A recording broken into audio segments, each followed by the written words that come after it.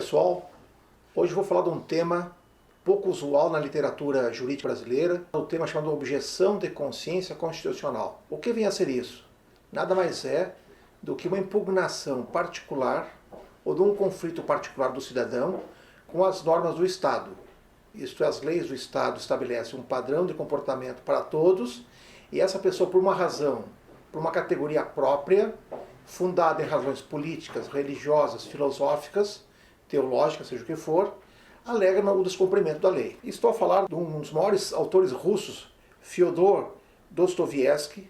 Nos Irmãos Karamazov, ele fala o seguinte: se não há nada mais sedutor aos olhos dos homens do que a liberdade de consciência, talvez nada mais terrível. Que a liberdade de consciência é fundamental para criar as condições objetivas no campo democrático, da pluralidade de pensamento, de convicções, etc. A objeção de consciência está no artigo 5º, inciso 7º da Constituição Federal, que diz assim, basicamente, que o cidadão ele pode descumprir-se uma norma constitucional pública quando ele alega os imperativos categóricos de consciência, a saber, filosóficas, políticas, ideológicas, etc. O que é a objeção de consciência? Então, é uma característica do direito à resistência, quer dizer, ele impugna o contrato público geral, que é a lei constitucional, e ele quer satisfação de uma questão particular para ele. Portanto, ele não tem uma proposta de modificação substantiva da ordem jurídica, ele quer resolver o problema particular dele. É uma visão, digamos assim, profundamente liberal, quer dizer, particularmente para ele. Então, ele alega um teor de consciência razoável, porque tem que ter uma convicção própria para isso, tem pouca publicidade, geralmente ele não externaliza isso, de nenhuma agitação e objetivo tratamento alternativo à mudança da lei. Isso acontece em todos os países democráticos do mundo, com muita força, por exemplo, nos países que tiveram guerras fratricidas entre o próprio povo, como foi no caso da Espanha, na época de Franco, então, na época de Mussolini, na Itália, etc. Então os países mediterrâneos adotam muito a objeção de consciência. Tanto que a literatura jurídica mundial basicamente está assente nesses países. Eu, por sua vez, quando eu fiz minha tese de doutorado, que chama-se Direito da Resistência, que aqui está, Direito da Resistência, eu classifiquei a objeção de consciência como uma das categorias, que existem umas modalidades de empreender isso. E se não bastasse, eu também desenvolvi algumas classificações ou modalidades que se apresentam a isso. Estou falando de muitos anos atrás, que eu quero falar rapidamente de cada uma, e ver como é que as pessoas que nos assistam podem se enquadrar nessas condições e como é que pode pleitear seus próprios direitos, instrumentalizar esses pedidos. A mais famosa dessa objeção de consciência é a objeção de consciência militar. O que é isso, objeção de consciência militar? É a objeção que basicamente se faz pelo o homem aos 17 aos 18 anos, que ele é um recruta militar, que por força constitucional ele tem que se alistar. O alistamento militar masculino é obrigatório. Mas ele pode, a posteriori, alegar, junto à repartição militar, amparado pela Constituição, pelas leis do Estado-Maior das Forças Armadas, alegar esse imperativo. Então o artigo 5º, inciso 8º, combinado com o artigo 143, parágrafo 1º da Constituição Federal, dá esse direito consagrado à objeção de consciência militar. Isso é tranquilamente, hoje os quartéis, os militares, geralmente concedem esse benefício de ordem, como um serviço alternativo. Por quê? Por duas razões. Primeiro, é o excesso de contingente. Tem mais gente querendo entrar no exército que querem sair. Quer dizer, então tem um exército, um incidente contingente. Primeira questão. E a questão segunda é que ele não fica desobrigado de cumprir completamente a lei. Ele vai cumprir um serviço alternativo militar, que é um serviço civil. Entendeu? Ele vai ligar razões de paz, que ele é pacifista, que não gosta de relações, digamos, militares, ligado à guerra, etc. Então, é uma questão tranquila. A outra questão, outra objeção de consciência, eu chamo de consciência ao exercício profissional. Isso aplica aos profissionais liberais como um todo, aos advogados, aos médicos, etc. Então vamos pegar alguns casos práticos aqui. Incompatibilidade moral entre o profissional e o serviço solicitado. No caso dos advogados, a lei da OAB, a lei 8.906, no artigo 33, parágrafo único, estabelece a recusa ao patrimônio de causa por razão de foro íntimo. Essa matéria será ratificada no Conselho de Ética, em que o advogado deve se abster-se de patrocinar causa contrária à ética e à moral. Então vejamos, alguém que é religioso não vai defender uma pessoa que estuprou uma pessoa, ou a mãe que fez um crime de aborto, etc. Então, por razão religiosa, seja o que for. Isso se aplica também para os médicos. Os médicos que são religiosos, de um grupo religioso X, eles não praticam o aborto, não praticam atos, digamos assim, que violam a sua consciência. Mas atenção, essa observação que eu vou fazer. Digamos que no caso do médico, que por razões, ele não pode alegar razões de objeção de consciência do caso que essa mãe venha a sofrer, digamos, danos, se estiver em casos gravosos, frente à vida. Então aí não. Aí nesse caso tem que aplicar a lei cogente do Estatuto Médico. Tá? Obrigação sanitária e tratamento médico, mesma coisa. Objeção sanitária, basicamente aí nós vamos encontrar agora a questão da Covid.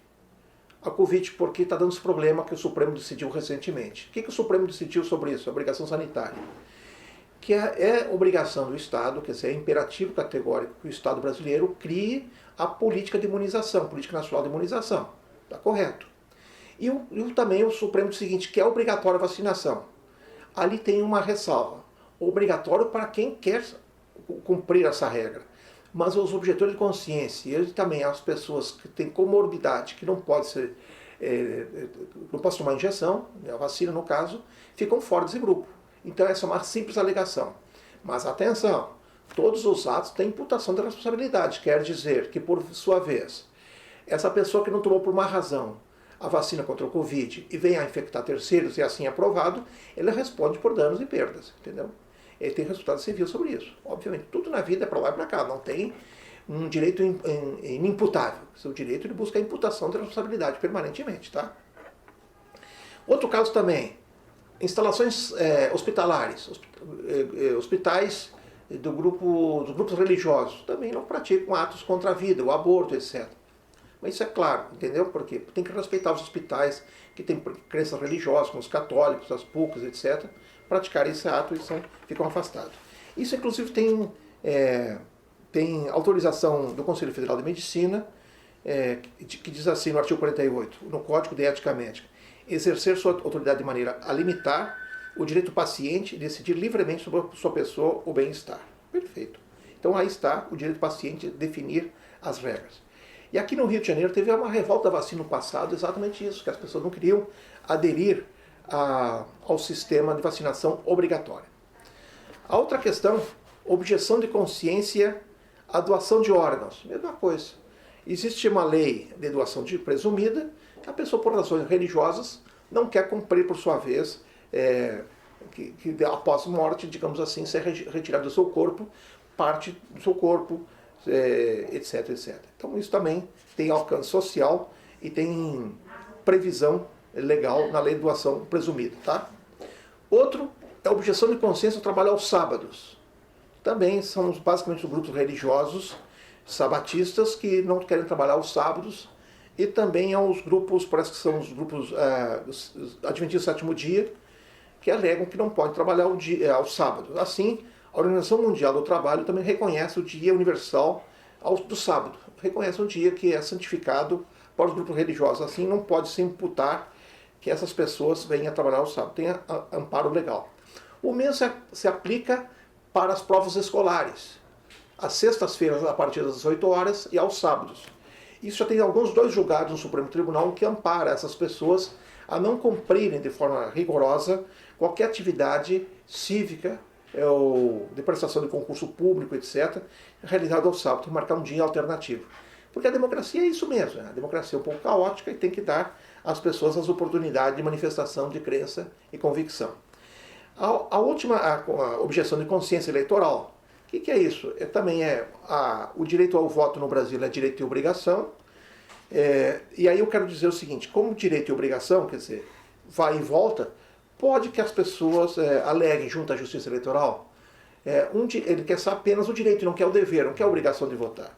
E fundado por quê? Porque os candidatos não expressam suas vontades, etc. Isso é uma classificação. E podemos abrir outras classificações de ordem, como os tais. Porque o teórico disso chama-se Henri Thoreau. O Henri Thoreau, quando trabalhou na desobediência civil, ele falava o seguinte, que não é dado a ninguém cumprir o pagamento tributário quando os tributos, por sua vez, são empreendidos de forma contra a própria pessoa. Então, por exemplo, nesse momento do governo brasileiro, O governo brasileiro, nessa crise sistêmica e grave de pandemia, está gastando somas vultuosas de 700 milhões para a compra de armas. Aí o cara diz o seguinte, mas vem cá, eu não quero pagar meu imposto de renda para que o governo pegue esse dinheiro e compre armas. Ele poderia, em tese, alegar a objeção de consciência tributária, mas é a coisa mais difícil. Por quê? Porque a tributação nada mais é do que uma forma de arrecadação da sociedade para financiar o Estado. Então, se cada um alegar isso, tu inviabiliza a própria atividade pública e a sociedade em si. Então, é uma coisa mais difícil. A outra nós podemos falar que está na hora do dia, a homeschool. O que é homeschool? É uma objeção de ordem de consciência educacional ideológica. São os grupos basicamente mais radicalizados que não querem que os seus filhos frequentem as escolas públicas convencionais com currículo mínimo estabelecido pelo Conselho Federal de Educação, agora Conselho Nacional de Educação, e eles vão educar suas crianças internamente.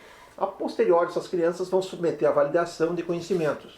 Eu também não vejo maiores problemas nisso. O problema é tornar-se esse homeschool, que está sendo discutido no Congresso Nacional, como algo, digamos assim, corrente, quer dizer, todas as crianças vão fazer isso. Não, tem que ter um processo, obviamente, que vai definir quem serão os beneficiados por o homeschool, entendeu? Basicamente é uma objeção de consciência religiosa. Então, basicamente são isso, entendeu? A vacina obrigatória, o homeschool e outras tratativas. Então, são várias experiências, digamos assim, que a Constituição brasileira contempla, e que a democracia, que requer a pluralidade de conhecimento, vários valores que a sociedade deve suportar. E a democracia, por sua vez, ela tem que suportar a compreensão de que nós somos plurimas, as visões nossas de pensamento, e assim deve suportar. Isso não avilta nada à ordem constitucional. Entendeu? Viver em democracia é um esforço de tolerância, de conviver com as diferenças. Obrigado.